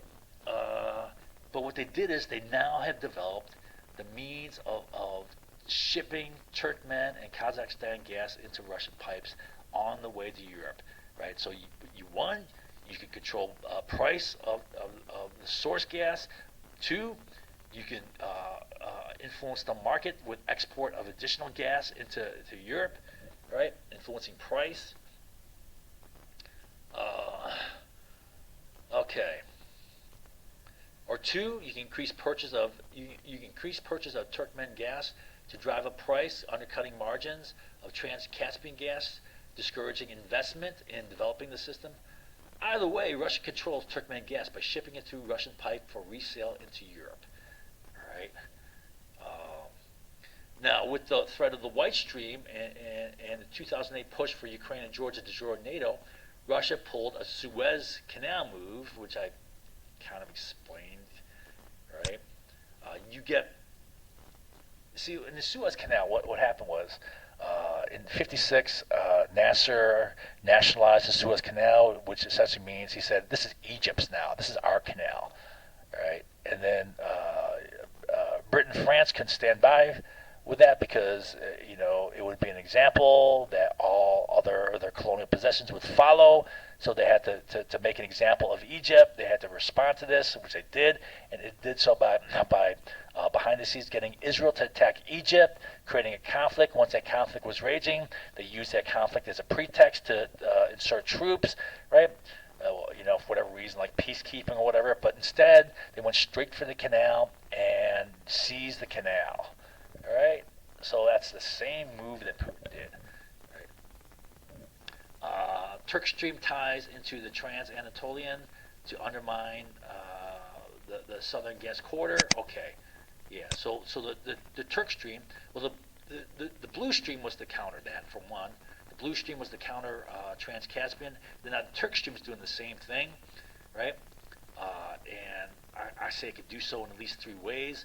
One, right, if it's tapping into the Trans-Anatolian, right, or if it's tapping into the Trans-Adriatic, right, either one, right, it gobbles up volumetric flow capacity. There's only limited capacity in those pipes, right, limiting Caspian gas in Turkey, Italy, and the Balkans, right, and you can underprice Caspian gas. You can dump into that gas lines, right, driving down price, right, which would cut into profits of Trans-Caspian gas or Caspian gas.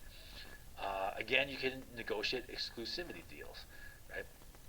I would imagine Russia's South Stream was intended to bypass Ukraine. Of course, to bypass Ukraine is one, but also to preempt or block a White Stream pipeline in the same way, right?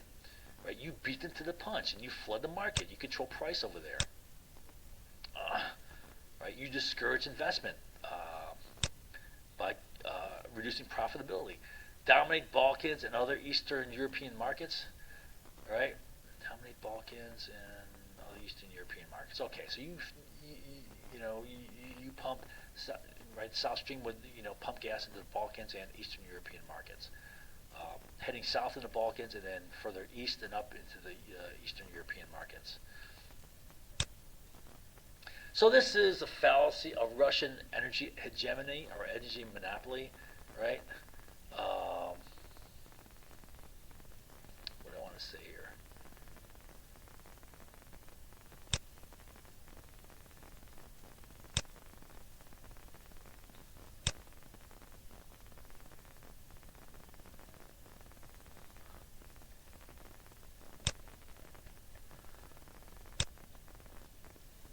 Okay. The notion that Russia holds a gas axe over the heads of European nations is a fallacy, right? There are obvious limitations to their pricing power. For example, they must limit price to, they must limit price to, one, compete with alternative forms of energy already available, discourage entrance of competition into the market. I'm going to say another thing. Discourage electricity transmission. That's another possible route of it.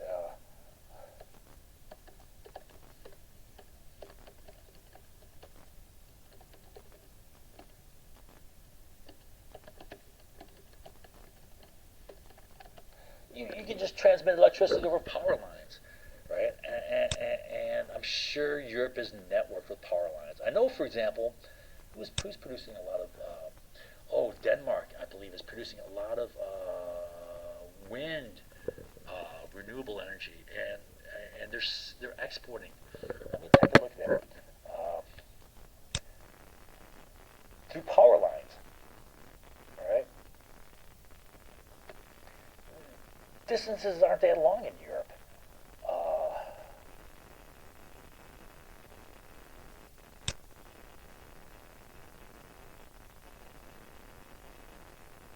Why is this going so slow?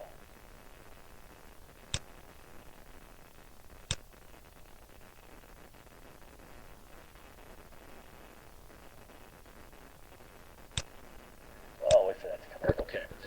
All right. Alternative energy sources. I mean, there's not just gas for electricity. You have coal, you have nuclear, you have hydroelectric, you have wind, solar. What am I missing? Am I missing anything else? There's geothermal. That's more like Iceland. But there's all sorts of other alternative sources of energy, right? There's natural gas competitors. Norway's still a big producer. Algeria's coming online, right? Primarily feeding Spain and Italy, but Italy can transfer gas up the peninsula. Dutch is still there, although Dutch is falling off quite a bit because their main, they have reduced production out of their smaller fields, right? But their main field, Groningen, they've drawn so much gas out of there that they're having seismic problems, right? And they're now limiting production to something like 24 billion cubic feet. North Sea is fading fast. Both oil and gas are fading fast, right? U.S. Liquid natural gas is ramping up and can start providing, Europe. It's providing primarily Asian countries, but also England. Um, you have Caspian gas, right? Turkmen gas, Middle East gas. You have Qatar liquid natural gas, right? So there's alternative sources. Now that a lot depends upon gas transit systems and so forth, right? For liquid natural gas, it depends upon liquid natural gas terminals, but they can be built and they are being built. For example, I have a map of that. Oh, right here. All right, so here, Finland is heavily reliant upon Russian natural. Well, they're building. They have liquid gas terminals. Let's see, under construction, 1, 2, 3, 4, right? 2 under construction, 2 existing, right? Now, other countries that are heavily dependent upon Russian gas are Estonia, Latvia, Lithuania, building. Uh, they have liquid natural gas terminals there, and in Lithuania they're expanding. All right. Sweden is dependent, but they have liquid natural gas terminals. I'm sure they're buying a lot of gas from Norway. All right. They have these. I'm sure they have these to be competitive with Norway gas. So Norway, stays an honest seller, right? They don't want to have total reliance upon Norway. Nor they have total reliance on Russia. Everyone would jack up price as much as they can, right? You have to have competition to reduce price. Um, okay. Other sources of energy prevalent in Europe, including okay. Well, the big one is wind and solar, hydroelectric wind and solar. Coming on, and then you got to develop energy storage systems. Other sources of energy are prevalent in Europe, including suppliers of gas due to extensive European right? So here's European pipelines. All right, European pipelines are like a spider web all throughout Europe. Right now, granted, if you look at these states, they're very limited. There's not much going from Western Europe here, so these guys are heavily dependent upon Russia still, right? But everyone else, no, you have alternative sources. All the main European countries, right? Let's see. There's pipelines coming through here. Yeah, the Eastern Europe is more dependent upon Russia. All right, here's all this Balkan stuff. All right. Other sources of energy. Okay. Europe is not a homogeneous market, but even in regions with little current competition to Russian gas, Russia must still lower price to where entrance of competitors is discouraged. Right. So the idea is this. I mean, this is just common sense, right? If Russia jacks up price on gas, screws them over, because look at these countries, 100% dependent upon Russian gas, 100%. Now these are small countries. Well, Finland's a little bigger, but Estonia, Latvia, Lithuania, tiny country. Slovakia, small country. Bulgaria, fairly small, right? Hungary, bigger, right? Slovenia, not that this small too, right? Most of these are small markets, all right? They're 100% dependent upon Russian gas, but even there, right? Russia has to keep down price. Otherwise, they're going to look for an alternative source. They're going to look for alternative types of energy, right? They may go to, focus on wind and solar, try to get some energy storage systems. They may go to coal. Like Poland is heavy in coal still. I don't know if they have hydroelectric available to them. You have to have the right rivers, dams, and so forth. But there's other natural gas sources. For example, they can have liquid natural gas. Qatar is a huge exporter. I believe Qatar is the largest exporter in the world of liquid natural gas. We're getting big, right? And the bigger we get, the cheaper prices is going to become. Um, uh, so Europe is not a homogeneous market. Some areas in the West have multiple sources directly from, supplies like Norway, North Sea, and Netherlands, right? Also, in the Mediterranean area, Italy and Spain, for example, get a lot of gas from Algeria. Um, Russia is facing competition in countries where they had long dominated gas sales. For example, right? Like I said here, Finland, Estonia, Lithuania, there's now liquid natural gas terminals there. All right, that's cutting into Russian business. So Russia's got to limit price so that they compete with the liquid natural gas. They can't just raise price on without any consequences, right? Uh, People have free choice. They can look for alternatives. Bulgaria access to Brua, so Bulgaria, and they have trans-Anatolian pipe gas, right? So they're not totally dependent upon Russian gas. They can get gas from Romania through the Brua, right? They're also tapped into trans-Anatolian gas. Well, that's what Brua is. It taps into Romania and it taps into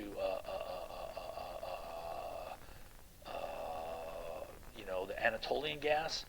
Um, um, okay, and now Bulgaria now aspires to become a gas hub, right? And also, there's a potential for the East Ring, which would further increase gas to Bulgaria from the Trans-Anatolian. Um, Russian gas also faces the problem of rapidly advancing technology in renewable energy and energy storage. This is going to be the big threat in the future, and this is the big hope to get these gas battles down, right? That you get a combination of advancing technology and renewable energy to make it a lot cheaper. And right now, as far as kilowatt hour, the cheapest source of new energy, development is solar, right? Per kilowatt hour, it's far cheaper than anything else, right? But the problem, of course, is it's not steady throughout the day. So you need to develop energy storage systems, right? And that's going to advance with technology, right? A lot of it's so damn simple. A lot of it is just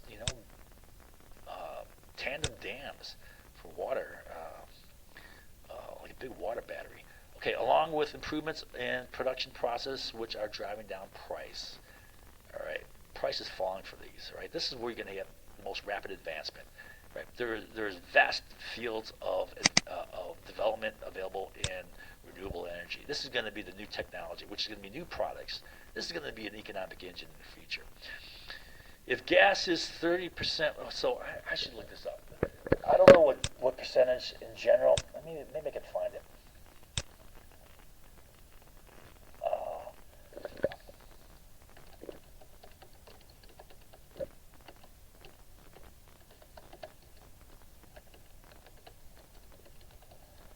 Maybe they have a graph here.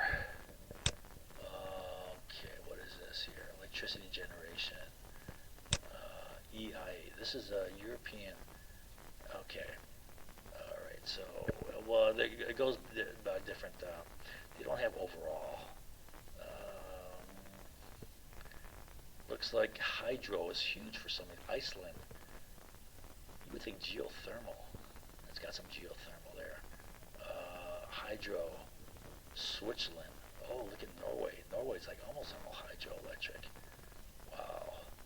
Gee, I want to guess this. Right? So you just think of this, right? A lot of these countries, let's see, where's gas, geothermal tile? Well, what is this? No carbon electricity generation. Oh, that's not going to help there. I want to see overall renewable energy, wood, hydro, wind, solar, liquid. No, I don't want that. I want overall. Okay. What is this? Renewable energy. Well, electricity generation. EU, okay, this is it. Combustible. All right, so this is a combination of coal and gas, right? So 48%, I'm not sure. It's probably mostly gas than coal.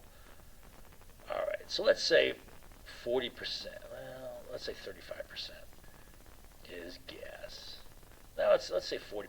40 out of 48% is gas. That's pretty generous, I think.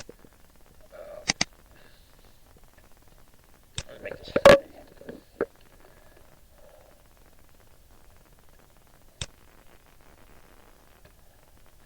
0.39 times 0.4. 15.5. So their overall dependence upon Russian, 15.6. All right. This is a generous thing. You know, you look at 39%, of all natural gas. Well, there's other sources of energy, and this is going to diminish over time. So overall, there's 15% reliance upon Russian gas. That is not a gas axe, right? Now, I hope that made sense, right? I did this off the cuff without practicing because I felt there's an attack, right? And you know that there's an attack because people don't understand this, right? They look at it and say, it's a bunch of crap. It doesn't make any sense to me. It's crap, right? And so I try to make it simple. As far as the geopolitics, there's a lot more to it that I didn't get to. Right? This is just meant to be a background introduction just to gas, right? Now I'm not even going to get into the oil competition, right? And eventually, what I want to I want to tie this into the new Cold War that's developing and how a lot of this is pushing towards a new Cold War, especially the attack on Crimea, right? The annexation of Crimea, right? But the way it's portrayed, it's like Russia trying to reestablish its Russian empire. Oh, that's such a load of crap. Russia's not initiated. Russia's not driving things. Russia's on its heels trying to hang on to stuff. Anyways, we'll see who's initiating here and what the overall trend is as far as like NATO expansion in Middle East, client states. We'll take a look at that. All right. Hopefully that helped you understand. It's a lot of information, and again, I'm not an expert. I only did 5 days of study here, but as you can see, I wrapped my brain around this pretty well in just 5 days. This whole, although I can't say that I'm a total expert, right, on all the technical details and pipelines and costs and so forth, right, but I do have a rapid attainment of expertise here.